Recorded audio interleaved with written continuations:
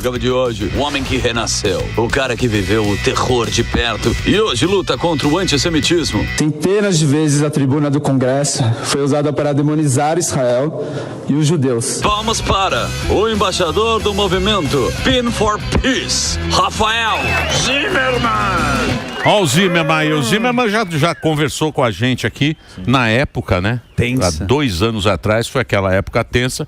E agora, vivendo esse momento, que é o momento que está todo mundo celebrando e comemorando, né? Parece que vamos ter finalmente um pouco de paz ali. Finalmente, demorou, né? Sim, demorou, mas 2 anos de angústia.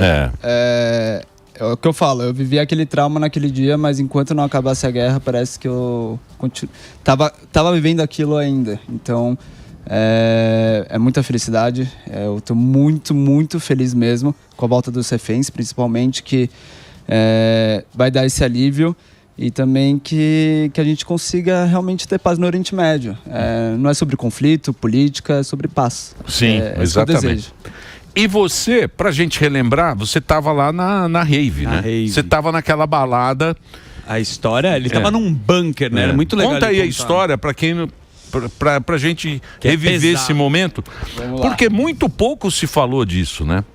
Parece que as pessoas esqueceram que aconteceu aquele 7 de outubro, O massacre. há 2 anos atrás, aquele massacre, né? Na verdade, as pessoas esqueceram que até o dia 7 de outubro não tinha uma guerra, né? Uhum. A guerra se iniciou quando terroristas do Hamas, eles entraram em Israel e fizeram o que fizeram. Na verdade, eu fui para uma rave que aqui no Brasil se chama Universo Paralelo. E então... Tem na Bahia, que é do pai do Que é na Alok, Bahia, né? já tinha ido algumas vezes, que é do pai do Alok, exatamente. E aí, eu fui nessa rave em Israel, eu morava lá já há 5 meses, mas eu fui porque era uma rave brasileira. Inclusive, o pai do Alok foi lá tocar. E tinham 13 mil pessoas do mundo inteiro, era curiosamente, uma rave que falava muito sobre coexistência e paz. Uhum. E a gente estava muito próximo da faixa de Gaza. E tudo começou às 6h29 da manhã, exatamente esse horário de sábado, 7 de outubro de 2023, quando eu estava sozinho. Eu tinha ido com 2 amigos, o Hanani Glaser e a Rafaela Treisman, um casal de amigos meus. E eu estava sozinho na frente do palco, até que do nada eu comecei a ouvir um barulho muito forte, como se fossem fogos de artifício. Muito forte. Pá, pá, pá, para todo lado. E aí eu olhei para cima e eu vi uma quantidade surreal de foguetes passando pela nossa cabeça. Era assim, incontável a quantidade. Pararam a festa na hora. Eu lembro que o DJ pegou o microfone e ele falou em hebraico Tsevadom, Tsevadom, que significa código vermelho, código vermelho. Mas assim, você brasileiro, não fez exército, nunca presenciou isso, o que você faz, né? Você acha que é uma coisa que faz parte da rave, né? No começo, né? Cara, eu achava que era fogo de artifício. Eu não tinha ideia do que era. E aí, quando aconteceu isso, eu me agachei. Eu fiz uma posição de defesa, assim. E eu fiquei 1 minuto agachado, mas esse 1 minuto eu vi várias reações. Eu vi muita gente correndo. Eu lembro muito bem de uma menina chorando do meu lado, também agachada. E aí eu fiquei 1 minuto agachado e eu resolvi correr em direção a uma barraca que era o nosso ponto de encontro. A festa durava 16 horas, então a gente tinha uma barraca para dormir, descansar, comida, troca de roupa. E aí nessa barraca eu encontro o Hanani e a Rafaela, e o Hanani fala pra gente ir até um abrigo, um bunker. E aí a gente pega uma carona e vai até esse abrigo. Era muito próximo da festa, menos de 2 minutos da festa. Acho que foi os primeiros a entrar nesse abrigo. Até que começou a entrar muita gente. Muita gente da festa. Um lugar que cabia 15 pessoas, no final tinham 40. Já não dava pra respirar. E olha que louco, os israelenses, moleques, 19, 20, 21 anos, falando assim, vamos dividir o ar. O que significa isso? Metade fica em pé, e metade fica sentado. No bunker. No bunker. Que é... Porque é um lugar apertado, Isso. então você consegue respirar melhor. Sim. Coisa que um brasileiro nunca vai ouvir. Sim. Algo de sobrevivência, né? E aí eu tava bem encostado na parede, já tava mais agachado. Do nada eu senti um primeiro impacto nas minhas costas. Pá! Depois um segundo impacto. Pá! Depois aquele barulho de filme. Pi! O que significava isso? Veio o primeiro tiro nas minhas costas, um segundo, mas não passou a parede do bunker. E aí esse barulho de granada. Sabe que você vê em filme, que você... Quando aquele... O impacto. O impacto da granada. Loucura, né? Tá louco. Não, Tá mas. louco. E tinha muita gente nesse bunker, né? Com você. Então, Se a gente tiver imagens aí, por favor. aliás, a gente né, tem muita várias imagem. imagens que você deve ter colocado aqui com a produção. Eu mandei a imagem do Mas bunker, eu não sei porque. Vamos ilustrar, Emílio, É. porque essa parte. Que é ele importante isso. a parte que ele tá contando, né? Como esse ele bunker. sobreviveu, esse é o bunker. Esse é o bunker. Tem Só um pra- vídeo, né, também. Só pra vocês terem uma ideia, não tem porta, então é num ponto de ônibus, não é aquela coisa de filme que é totalmente blindado, que é difícil acesso. E aí começou um tiroteio. Eu não sabia, mas tinham 2 policiais, um homem e uma mulher, que estavam defendendo o nosso bunker. Eles estavam lutando contra os terroristas. E aí nessa hora, eu coloquei a mão em cima da Rafa e do Hanani, da cabeça dos dois, e comecei a rezar. Falava, por favor, Deus, por favor, Deus, por favor, Deus, sem parar. Eu digo que até o ateu nessa hora virou mais religioso. Com Não tem certeza. como. Não tem como. Mas as pessoas que estavam nesse bunker, obviamente todas desesperadas e com esse ataque. E você teve uma estratégia pra... Porque os caras eles entraram no bunker, começaram a atirar nas pessoas em algum determinado momento, O né? que acontece? Nessa troca de tiroteio, a gente lá dentro, a gente tava desesperado, não tinha pra onde ir. Então nessa troca de tiros, a gente só tava esperando. E eu tava rezando. Quando eu tava ouvindo a voz da policial, eu não via ela. Imagina que ela tava encostada comigo, só que do lado de fora. Eu vi ela falando no rádio, ela falou código vermelho, de novo, tsevador, em hebraico. E ela falou, eles são muitos, eu não vou aguentar. Até que eu ouço muito tiro, eles matando ela. E eles gritando em árabe sem parar. Allahu Akbar, Allahu Akbar, Allahu Akbar. E assim, eu sabia o que significava Allahu Akbar. Que em árabe significa Deus é grande. E eu tinha conhecimento de que quando terroristas faziam atentados, eles gritavam isso. Quando eu ouvi isso, eu entendi que era meu fim. O bunker virou um caos. As pessoas da frente tentando ir para trás, as pessoas de trás tentando se defender. Uma menina, ela entrou em desespero, em colapso mesmo, na minha frente, e ela me mordeu na minha costela. Ela mordeu com tanta força que ela arrancou minha carne. Meu Deus. Eu, inclusive, até mandei essa imagem, não sei se vocês conseguem colocar. Dá pra ver a mordida a boca inteira dela na minha costela. Caramba, meu. Essa mordida aí. Nossa. Dá pra ver a boca inteira dela. E aí, a primeira coisa que os terroristas fazem é jogar um gás. Um gás que em 30 segundos eu tentava puxar o ar, eu não conseguia. O meu corpo inteiro queimava. E olha isso. Nessa loucura toda, a única cena que veio na minha cabeça foi de um judeu esquelético indo pra câmera de gás. Parecia que eu tava Recordou o local. Parecia que eu tava vivendo o Holocausto. Eu tava morrendo com gás. Eles jogaram gás para as pessoas morrerem asfixiadas. E a menina que me mordeu caiu em cima da Rafa. Eu e o Hanani tentando tirar a menina em cima da Rafa, desesperados. A gente não conseguiu. Imagina a força que ela fez. 2 homens tentando tirar e não consegui. E aí eu olho pra cara do Hanani e ele faz uma cara de desespero. De eu preciso fazer algo. E ele começa a passar um monte de gente e ele vai mais próximo da entrada. E aí os terroristas começam a atacar mais forte. Granadas. Olha lá, são vocês. Isso daí é dentro do bunker, um pouquinho antes do tiroteio. A gente não tinha ideia que os terroristas tinham entrado em Israel. Até então a gente achava que era só foguetes. E a gente estava feliz, a gente estava numa festa, né? Então o Hanani me tranquilizava bastante, falando que quando acabasse os foguetes, a gente ia embora. Foi a primeira vez que aconteceu de terroristas entrarem em Israel da forma que entraram. E eles começaram a atacar mais forte, com granadas, tiros, coquetel molotov. Eu vi as pessoas rezando, morrendo. Eu vi um menino pegando granada e jogando pra fora de volta. Coisa de filme. Eu não tinha muita coragem de olhar, eu ficava de olho fechado, esperando morrer. E minha mãe odeia que eu fale isso, mas eu rezei muito pra morrer. Eu pedi muito pra Deus pra morrer. Porque você não ter saída É uma experiência é um desespero. desesperadora. Desespero. Desesperadora. E aí até que dos momentos que eu olhei pro lado, eu vi o Hanani sendo atingido. Eu não sei se foi uma granada ou um tiro. Eu não sabia, mas naquele momento meu amigo morreu. Você chegou a ver as cenas que foram liberadas agora, que o Netanyahu liberou agora? QR Code, né? O QR Aquele- Code, né? Eu vi pouco, eu não tenho muita coragem. O que eu vi lá já é suficiente, né? que acontece? Eu fiquei, depois disso tudo, eu desmaiei e quando eu acordei eu já estava embaixo de vários corpos, fingindo de morto. Eu acordei automaticamente fingindo de morto. Eu rastejei para cima dos corpos, comecei em direção à entrada porque eu precisava respirar, era insuportável, o cheiro lá dentro, eu não conseguia respirar. E eu nunca vou esquecer que quando eu rastejava, do nada, eu comecei a ver um brilho de um celular tocando e eu ouvi ele vibrar. E eu de olho fechado. Eu peguei esse celular e joguei na parede. Porque eu tinha muito medo que eles vissem o celular e vissem que eu estava vivo. E hoje eu sei que era um pai ou uma mãe de um dos jovens que estava do meu lado ligando, tentando ver como eles estavam, e eles estavam mortos do meu lado. E aí eu continuo a rastejar e quando eu chego perto da entrada, quando eu puxo o ar, quando eu solto, eu faço xixi. Xixi de alívio, por estar respirando. E por que eu falo isso? Porque às vezes a gente reclama muito da vida, né? Mas a gente esquece de valorizar o básico. Você tá vivo. Nossa E Senhora. Rafael, só tava você vivo ali no bunker?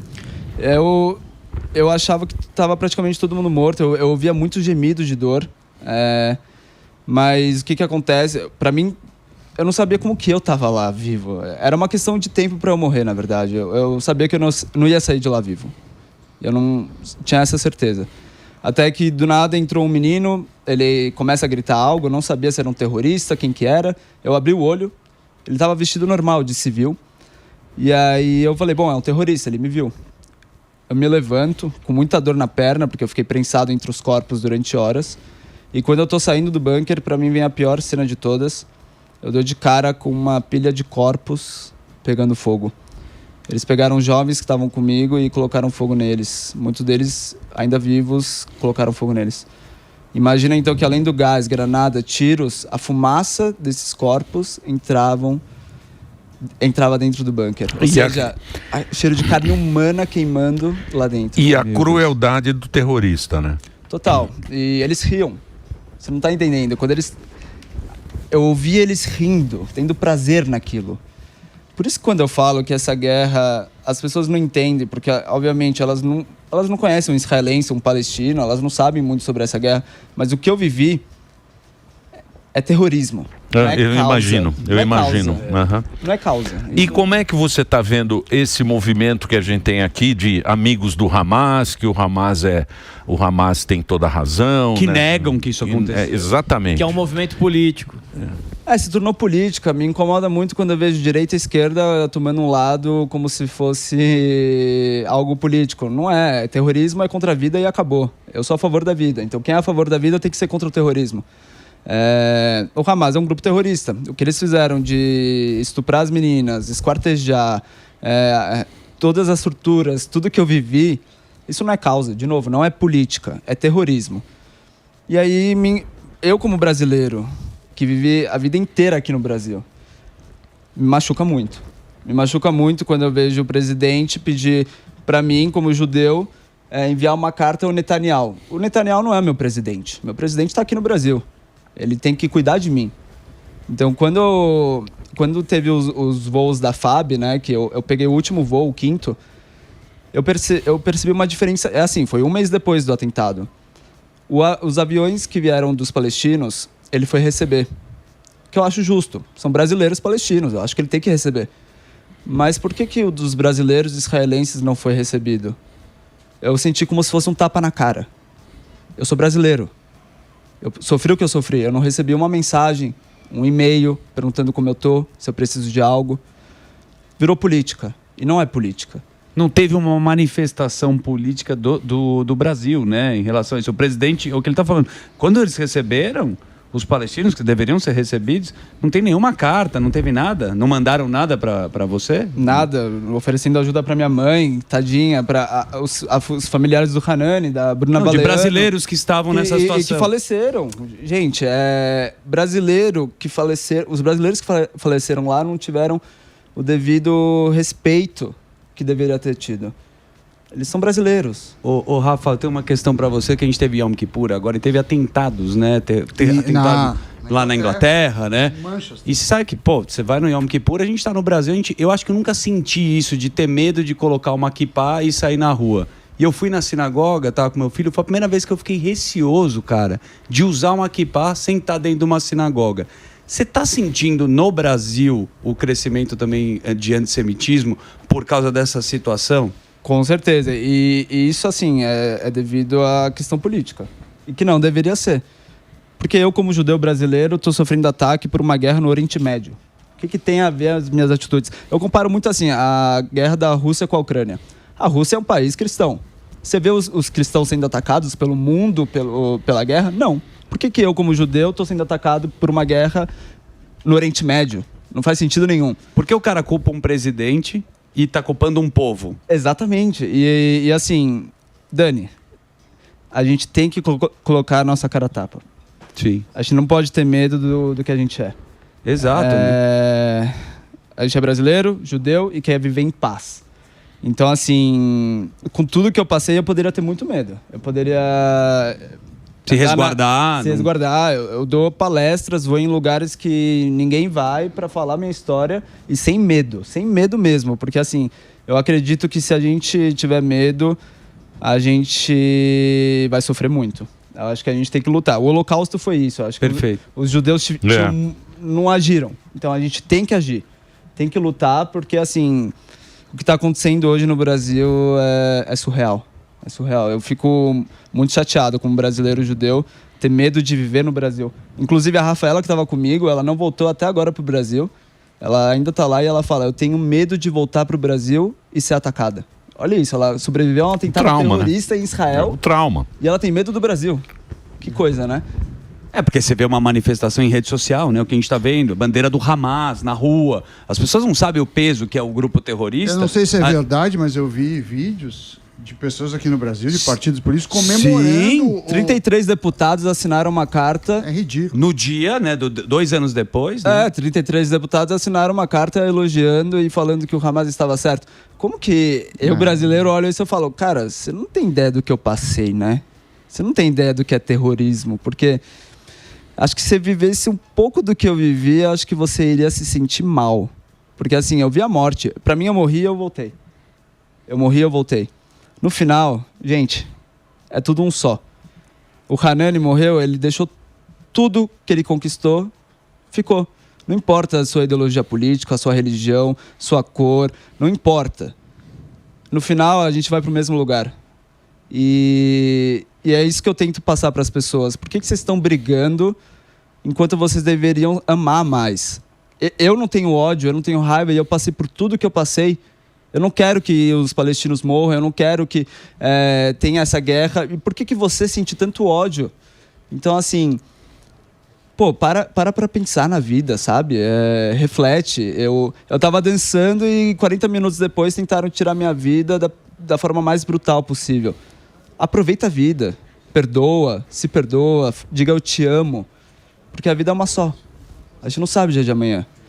E a gente acha que essas coisas que a gente fica lutando são importantes. Não, a vida é muito mais importante que isso. Eu acho que quem sofreu, vocês que sofreram lá esse atentado, né, essa coisa horrorosa, foi muito pouco falado, foi muito pouco mostrado no mundo inteiro o que aconteceu com os reféns, quem são os reféns. Essa história que você está contando, o seu testemunho, é muito importante para as pessoas saberem realmente o que é o Hamas.